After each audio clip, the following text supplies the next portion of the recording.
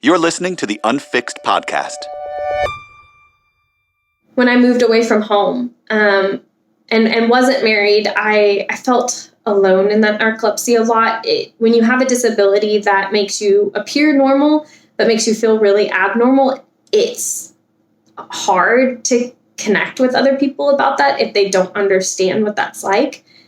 And she was just a phone call away every time. I just can think of countless phone calls where I called her just crying or yelling or exasperated, basically with my body and my mind, and this battle that I face daily where I feel like I get in the boxing ring and have to fight tiredness, and I know I'm going to get knocked out every single day at some point. And so it was just so reassuring to hear her voice and know that she was there for me.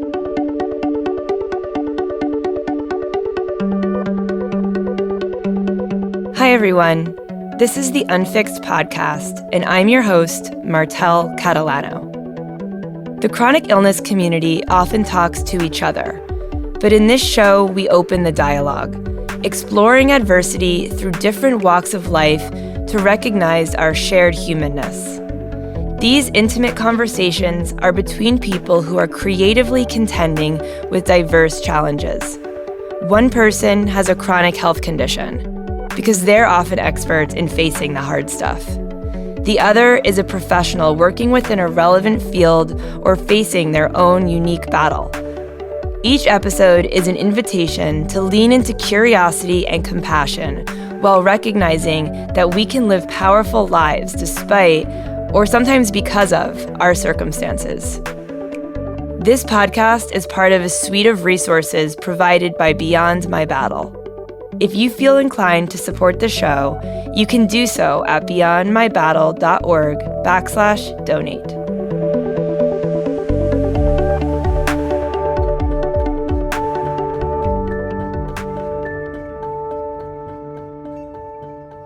That quote we opened with was from Bethany Cook. She's a subject in the award-winning video series Unfixed. Bethany was born and raised in Texas by loving parents with one older brother. She attended undergrad at Texas A&M and recently moved to Seattle with her husband and dog to pursue a master's in psychology and counseling after experiencing the immense benefits in her own life. At 19, Bethany was diagnosed with type 1 narcolepsy, a diagnosis that includes more serious symptoms such as cataplexy, where one experiences the short but sudden weakening or loss of muscle use triggered by strong emotions like crying, laughing, or being angry. Needless to say, it's a symptom that impacts Bethany's relationship with her emotional self and therefore others. The diagnosis came less than a year after her brother was diagnosed with cancer, and it significantly worsened following his passing a couple of years later. Bethany's decision to go back to school for counseling was born out of the result of seeing how it was able to help her process grief and the inevitable ups and downs of life with a chronic health condition. We often pair two people who don't yet know each other on this show, but in wanting to do an episode about heroes, we couldn't help but pair Bethany with the person she's talked to the Unfixed community about being her hero, the person who she believes she wouldn't be here without, the person who hasn't tried to fix her or fix the unfixable things in life overall, or in other words, the person who embodies what it means to be a caregiver. That person is her mom. Tamara Cook has been married to her high school sweetheart Jim for 41 years. They had a son, Brandon, and daughter, Bethany, who were very close in age and in heart. Tamara is passionate about education, and she enjoyed over 20 years of teaching elementary school. She now spends much of her free time volunteering with a nonprofit organization called Heart for Children that supports education for kids in Honduras. Tamara's life was, in her own words, somewhat ordinary until the last 10 years or so, as her attention turned to caring for her aging parents, tending to her husband who underwent a double lung transplant, and enduring the death of her son, Brandon, Bethany's brother. She and Bethany have walked through these difficulties, as well as Bethany's health journey with type 1 narcolepsy together. She values their unique mother-daughter bond and admires Bethany's courage and resilience as she navigates life with her diagnosis. In many ways, they are heroes for each other. So today, we're going to talk with Bethany and Tamara about what it's like to be a caregiver and to be cared for, and all the nuanced, necessary, and heartfelt moments exchanged when someone we love is suffering and someone shows up to be there for them. Bethany and Tamara, I am so happy to have you both here with us today. Hello, thank you for having us. Yes, thank you so much for having both of us. We're excited to be here and get to chat. Me too. I really appreciate you both being here and excited about this episode because of the bond that I have with my own mother, and I just can't wait to talk to you both. But from what I've learned about your journey, Bethany, is that it took a long time, like over a year or so, to get a proper diagnosis of narcolepsy and cataplexy. And Tamara, I know that you were Bethany's primary advocate during this process, pushing doctors to continue investigating when they didn't have answers with what felt like what was going on for your daughter. And I'm wondering if you could both reflect on that time pre-diagnosis for Bethany and how that changed your relationship with each other. Yeah, it looking back on it, the diagnosis came about a year after the more prominent symptoms started occurring. But if I really think back to my high school years, I can see more inklings of those symptoms, the smaller things that felt like, just I'm getting more tired than I used to be. I'm not sleeping quite as well as I used to be. There wasn't anything concrete that I could pinpoint, but I can look back and see even 5 years before my actual diagnosis, around the age of 15, that things started to creep up slowly. But yeah, that first year that I went off to college, that's when my symptoms really, really came up in super evident ways and super abnormal ways that could no longer be brushed off with, you might just be tired or a low iron diagnosis or perhaps hypothyroidism, things like that. And I think one of the major things for me when I look back at that time is I spent, a lot of time in doctors' offices with them drawing blood and doing tests and not fixing the things that started to come up. Lots of, perhaps this will help, let's try this, but nothing that seemed to make it better. In fact, things started getting worse. And so I think the biggest factor for me that developed between my relationship with my mom in that time is she really became my advocate and became my encourager, my support system to keep going. I can tell you, I just wanted to be done with doctors. If you've ever spent a lot of time in doctors' offices, you've perhaps encountered doctors who don't have the greatest bedside manner and or don't listen very well.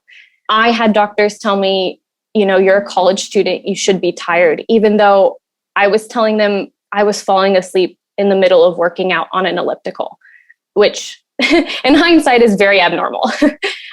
So with doctors, encountering doctors like that, I wanted to give up. I was tired of hearing, you're fine, these symptoms are more or less in your head, you're just tired. And my mom was the person who chose not to accept no. I think if I had been on my own, I would have very easily just said, fine, I'll just deal with it. Who needs a diagnosis? I'm sick of this. And she refused to take an undiagnosis as an answer and really pushed for that. So I'll let her speak more to her thoughts on that side of things. But from my perspective, that was one of the key things in my diagnosis journey was her just refusal to give up on me. Yes, she's right. I noticed things probably at the age of 15, this very active and social girl, outgoing and friendly, would maybe turn things down like a shopping trip to the mall on the weekends because she was too tired. So little red flags like that continued to crop up. And we started pursuing the doctor route just with her GP. It seemed like there was always a little answer, but not the answer. So like the first diagnosis was hyperthyroidism, and then that led to, low blood sugar, or that led to, well, you're a little anemic. Anyway, it went on, and she's right, it took years. But I was just so determined. My heart was just breaking to see how she was missing out. And I had to really keep encouraging her without being too pushy, so that she would just absolutely refuse to continue the journey. Yeah, you bring up a great point, Tamara, like the pushiness of mothering, and how did you balance that with, and Bethany, did you interpret it as, at the time, being a 15-year-old, 16-year-old girl, which were, easily agitated and annoyed. I speak from experience there with my own parents, of course, and I think they would say the same. But how did you interpret that? And then, Tamara, how did you meet that or balance that, needing to be a parent and be stern while not being a helicopter parent? Yeah. Like you said, being a teenager, who is getting close to college age and getting to live away from home, one of the last things you really want is more constrictions from your parents coming in. Right. And in some ways, the medical trips did, and the doctor's visits did feel like that. But I think, I'm grateful that I hope I handled it pretty well. That's not to say I never got frustrated with her, but I think my true frustration was with the doctors and not being able to find an answer. There's nothing more frustrating than knowing something is wrong with you and wrong with your body, and having people who are supposed to be educated in health tell you you're fine. Trying to convince doctors is not something a patient should ever have to do, or be told that it's all in your head. So at the end of the day, there was tension sometimes between us in that diagnosis process. But I think my frustration, when I look back, was never really at her. In the end, she was right that we needed a diagnosis, and that something would come of it that would be positive once I did have a diagnosis. But the frustration at the endless trips and the not very kind responses just led me, I think, sometimes to get, to be resistant to doing so. However, I think she could have been a lot more resistant. You were asking how it changed our relationship. In some ways, it made us comrades, because we were on a journey together to find it. And overall, she wasn't too rebellious about it. I could sympathize with her more on the idea of, I'm just sick of this, rather than refusal to pursue it anymore. And so I appreciate that she saw me as her advocate and comrade on a quest, I guess you would call it. I think for me, the most heartbreaking time was when she was Bethany, you might correct me, but I think you were 18. We were in Honduras sitting on a bed together, and she was pouring her heart out to me. And she was just in tears. And she said, "Mom, I can't explain to anyone how tired I am." And I remember that just so deeply impacted me. And I was just determined, we have got to find an answer. Yeah, the pain, I don't have children. I'll just go ahead and say that. But I've experienced what you're talking about, Tamara, with my own parents, and having to explain the limitation or the fear or the inability, in my case, to do something, or to, in my personal situation, to see things, and seeing your parents' heartbreak for you. I'm sure, Bethany, how hard that is on that end. And then, being the one whose heart is breaking, it's hard all around. And it's so difficult for so many people to sit with that. I find that in my work, I've unfortunately come across a number of people whose parents are unwilling to sit with that pain. My mom is a psychologist, and she uses this analogy of holding on to a hot coal, and you want to drop it because it hurts so bad, but you have to hold it in order to investigate it. You have to hold it in order to let it, stop being so hot. And yet so many people drop it, and so many people push these feelings away and don't want to be present. But it sounds like the two of you were able to know from an early time in this experience that you needed to sit with that. And so I know that it's so vulnerable and uncomfortable to receive care and to empathize with someone. But I'm wondering, what is it like for you both to be on those ends? Like, is it just pure pain? Is it pure love? What is it like, Bethany, to receive your mom's care as a young adult? And Bethany, what was it like to witness your daughter really struggling? Like you said, to receive care is a vulnerable thing. It requires a humility and a willingness to admit I need help, which you would think as people we would be better at. But we're just not, especially when my diagnosis was coming at a time that I'm supposed to be gaining independence. I'm headed off to college. I get the diagnosis right after my first year. And this is supposed to be a time where I'm spreading my wings and doing things on my own. And there was this dependency that I had with my mom because of my diagnosis and needing her assistance to get that in the first place. And I think, both my mom and I and our family have walked through a lot of tough things in life and situations that, for lack of a better word, can't be fixed, unfixed things. And the diagnosis was really one of the first things that popped up where we were all, and in particular, my mom and I, because we'd been on that journey together, we were stuck with no answers of how to make it go away, how to make it better. And I think there is nothing stronger than someone just sitting with you in that and saying, this sucks, or maybe using some 4-letter words with you if you need to scream. And holding that, like you said, holding that coal and being able to help you hold it. Because when you're the person with the unfixed diagnosis, your life is holding that coal. Every day you wake up and that coal's still in your hand. And so to have someone come alongside you and say, hey, just for a quick second, I know I can't take this away permanently, but perhaps I can give your hand a break just for a second and let you know I'm here and let you know you're not alone in this.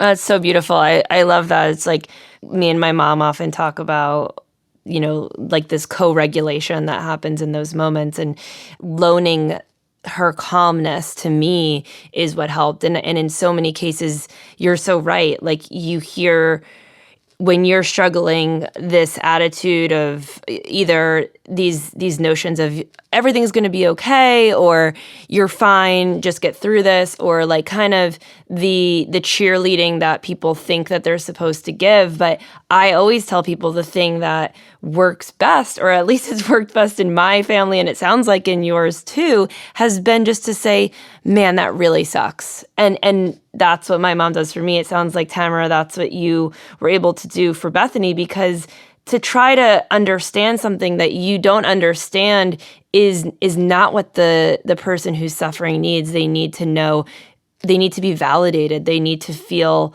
heard and have space held for them. So, Tamara, where did you learn how to do this? I guess this isn't, something that I had planned to ask, but it sounds like you're so skilled at being this source of calm and co-regulation for other people. Was it your work in education, years in working with children?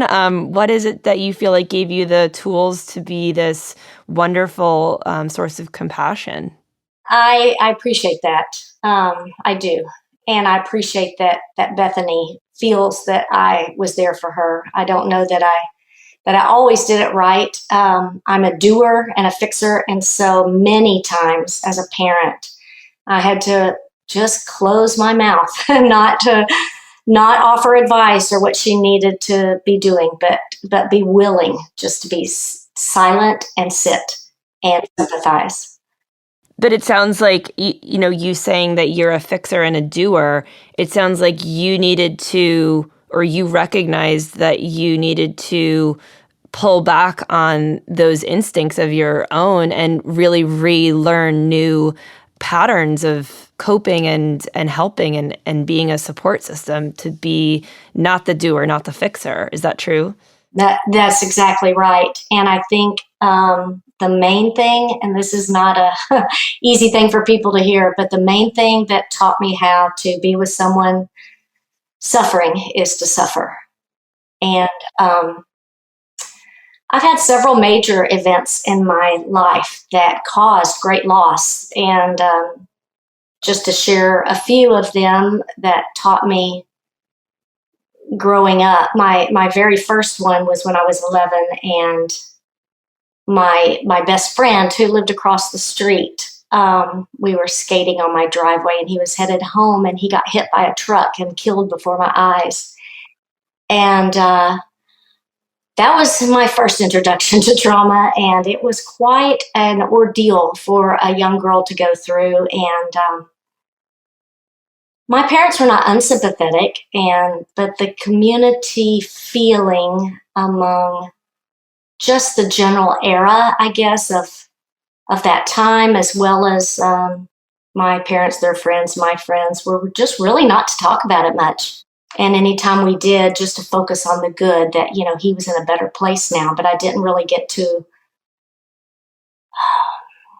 convey my sense of trauma and loss. There were some other losses. I actually had 5 different close friends die before I was 20. And without going into all of them, I think the next thing that really impacted me as a young adult was after years of infertility. My husband and I finally got pregnant, and we were so excited. And then we lost our first child. And it took me a very long time to recover from that. And I had, at that time, a lot of experience with people trying to smooth the loss. They were being kind, but their words didn't feel soothing. It felt like when they said, well, you can get pregnant again, or at least now you know, it didn't validate the loss that I was experiencing at that moment. So that was difficult, and I learned a lot of what not to do during that. I think by far the most devastating was, of course, the loss of Brandon, Bethany's brother and our son. That was an enormous loss, as any parent would be able to share. He was the picture of health. How could he be so sick, kind of thing. It was shock in learning his diagnosis. It seemed quick. It was 1.5 years that we exhausted all treatments, and he passed. And I learned a lot through that suffering of how to respond to people in pain. Well, you deserve all the praise in the world, Tamara. You have gone through more than, I would say, 99.9% of people in the world, and you have come out the other side with so much softness and grace, and I know that not everyone can say the same, so you definitely deserve the praise. But Bethany, do you have anything that you want to add to your mom's ability to, or what she's gone through and how it's transformed her life, or the loss of your brother and how that played a role? Yeah, I think obviously the loss of my brother was hugely significant in my life, and it came 6 months after my diagnosis. And like a lot of unfixed individuals know, stress and trauma are 2 of the things that will exacerbate symptoms. And so not only did I deal with grief, but then my symptoms felt like they tripled in how they were present in my life. And on top of that, I think something that my mom did a really good job of picking up on, even before I was able to verbalize, is she knew my diagnosis was a form of loss. I was going to have to grieve who I was before narcolepsy, because I'd never be that person again. I'll never have the same energy. I'll never be able to do the same things that I did. I was going to have to grieve all the person and the energetic person that I used to be. And I think that's one of the things, looking back, I wasn't able to verbalize that until maybe 4 years after my diagnosis, but I think she picked up on that earlier. And that's why she sat with me in it like it was a loss, before I even was able to verbalize it. And I think that really is just a testament to the things that she's been through in life and knowing me well. I never had to justify why I felt bad or explain why I felt bad to her. And it just meant the world and means the world to have someone who doesn't ask for that. I did see that loss for her. And I can't imagine the loss of her, well, almost her identity, not completely, but definitely. Brandon's diagnosis was life-ending, but Bethany's was life-altering. And I felt deeply her loss with her diagnosis and her brother's loss. Yeah, there's this theme of grief certainly is a thread throughout all of these stories. I often tell people that all of us living with chronic health conditions and disabilities, even the ones that we've had from birth, I often think of it as we're grieving this imagined life that we had for ourselves. But for those, I have plenty of friends and colleagues now who have known about their diagnosis as long as they've known themselves. And it's still like a grieving of the person they could have been without it. So it's interesting for I think people who don't have that lived experience to imagine grieving something that isn't actually dead, but there is a sense of death that comes with not being able to be the person who you thought you would be or that you could have been.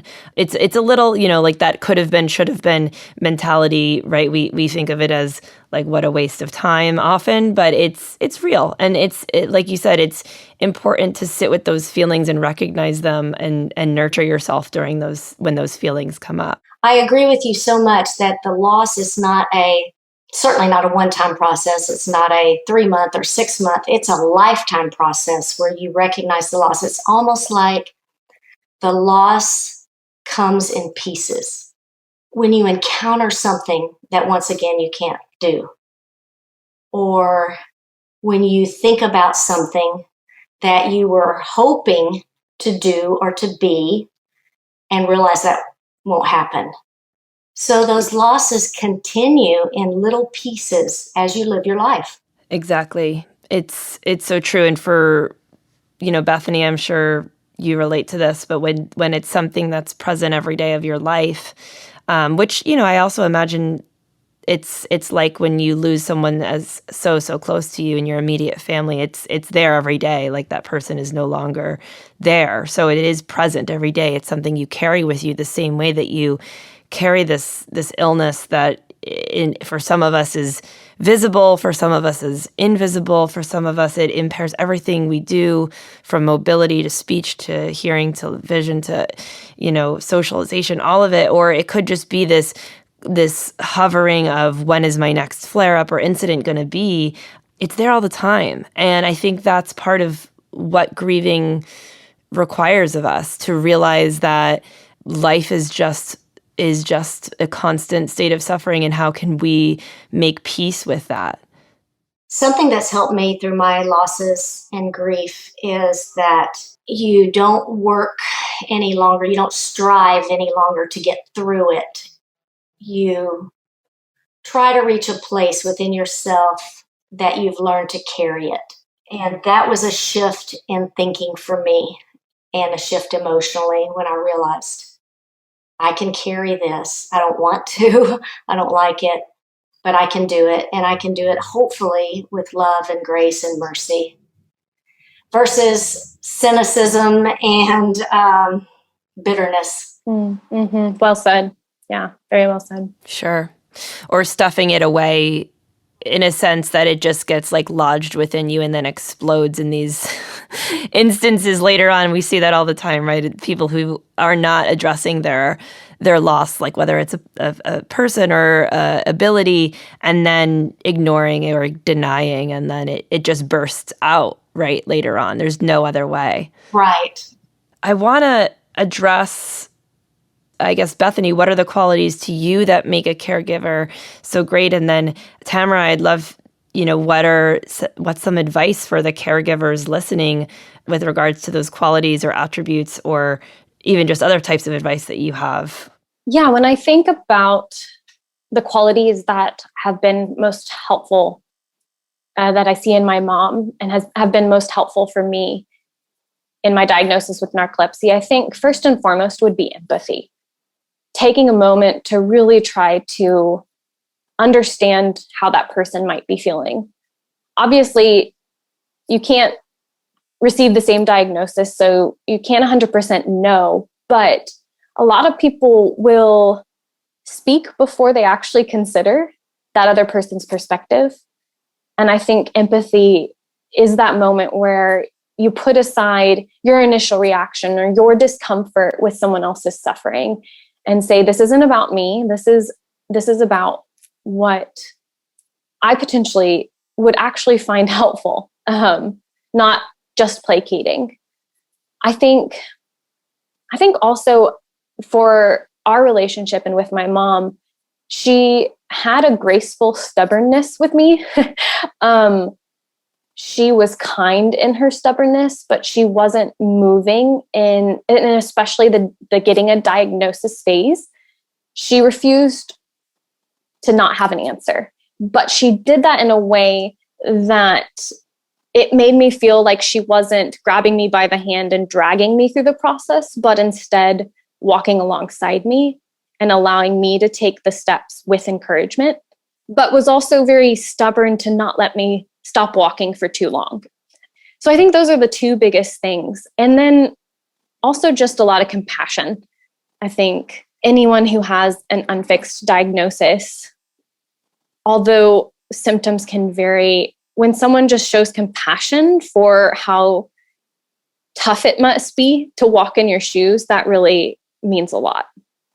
Well, as far as sharing advice, there's been a lot of advice already shared, I know, and there's some really great books out there, but just speaking from personal experience, I think I've learned maybe most of all is that all of these things that we've talked about as far as showing the compassion and sitting with the person and validating them is and being on the journey of finding diagnosis, it takes commitment, but it's not just a commitment that you're going to be with them. It's a commitment of a mindset, for me at least, that we're going to get through this together.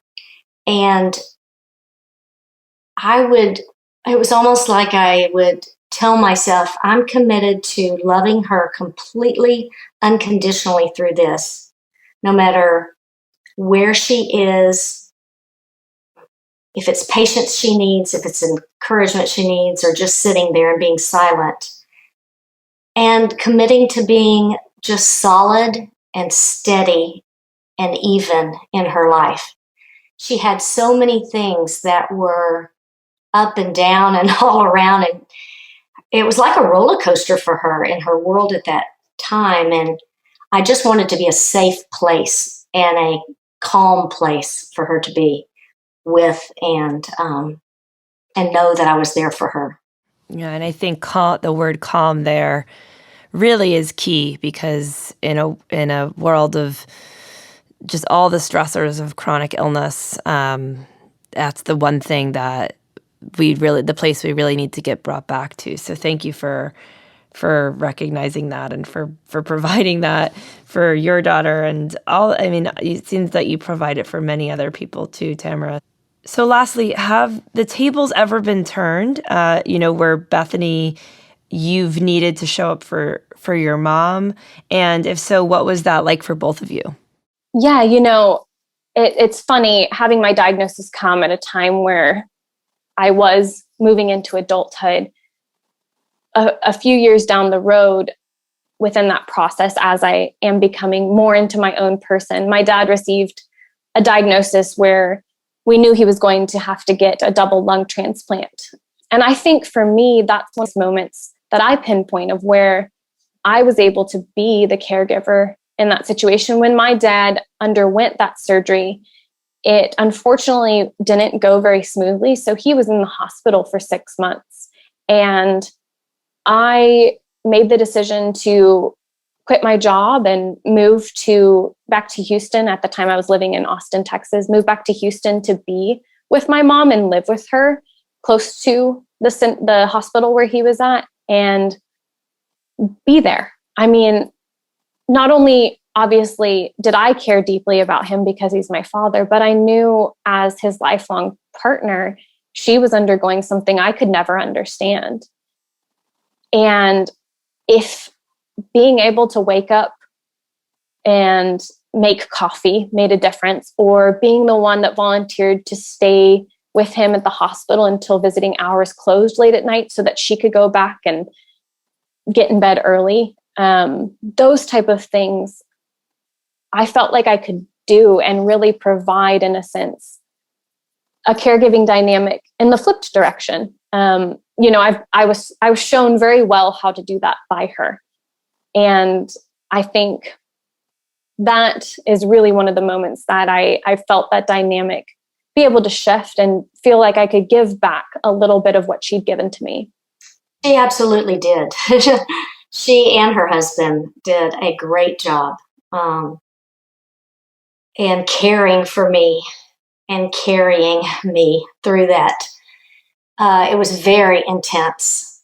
Many moments of on the edge of life and death. And she just did an amazing job in filling that role as caregiver for me. And I just view her as such an equal now, as far as not really a daughter, but more of a friend, an equal, a comrade. She's my friend. And sharing an adult friendship with your daughter is a wonderful, wonderful blessing. And I so much appreciate how she was there for me during that time and wholly committed. I could not agree more. I feel the same way, and I'm so inspired by both of you. I know that this episode is going to bring such strength and inspiration to so many parent-child, caregiver-patient dynamics. And I just want to thank you both for being so open, being so strong, really some of the strongest people I've ever spoken to. So thank you for being present with us today and for lending your stories. Well, thank you. And I had one more thing to add, and this is post-diagnosis. This is when Bethany is learning to live with her new life.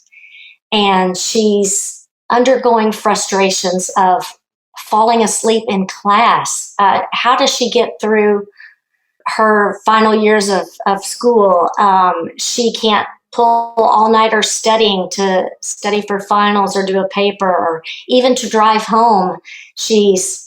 I need to pull over so that I don't fall asleep at the wheel, things like that. So I think, at least I hope, that this was one thing I did that made her feel like she could handle what was happening to her. I tried to be very conscientious to share with her genuine, I don't know if you'd call it praise, because I don't mean it like flattery or cheerleader type, but I looked for genuine truths about who she was as a person. Like, you got up and went to class today. That was great. I'm not saying it quite that glibly, but, it was, I can't believe you went out and exercised. I know how bad you're feeling.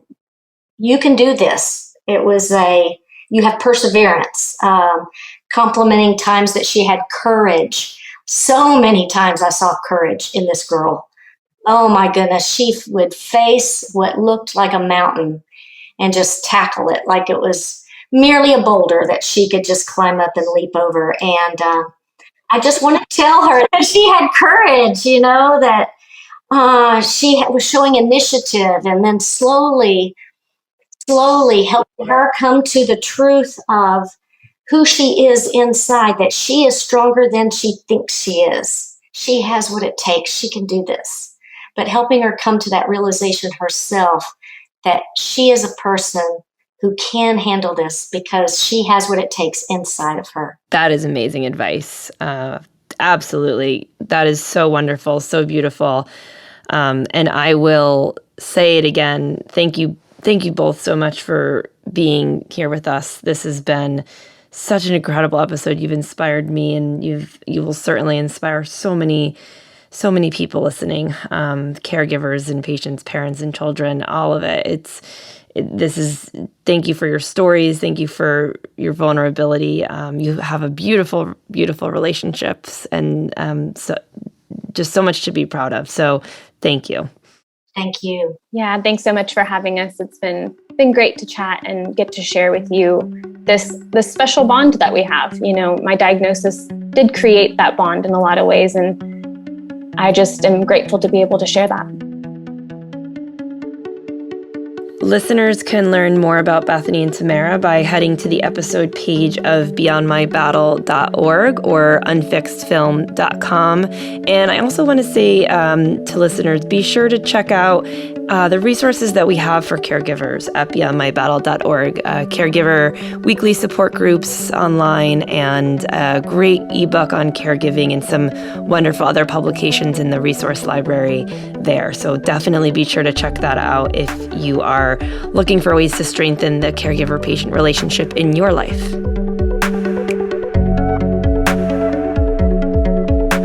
The Unfixed podcast is a collaboration between Unfixed Media Productions and Beyond My Battle, a nonprofit helping people reduce the stress of illness and disability.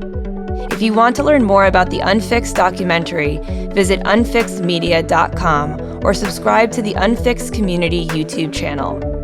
As always, if this show or particular episode resonated with you or helped you in some way, please leave us a review on Apple Podcasts or share it with your friends and family. Each episode is recorded and edited by Starling Studios.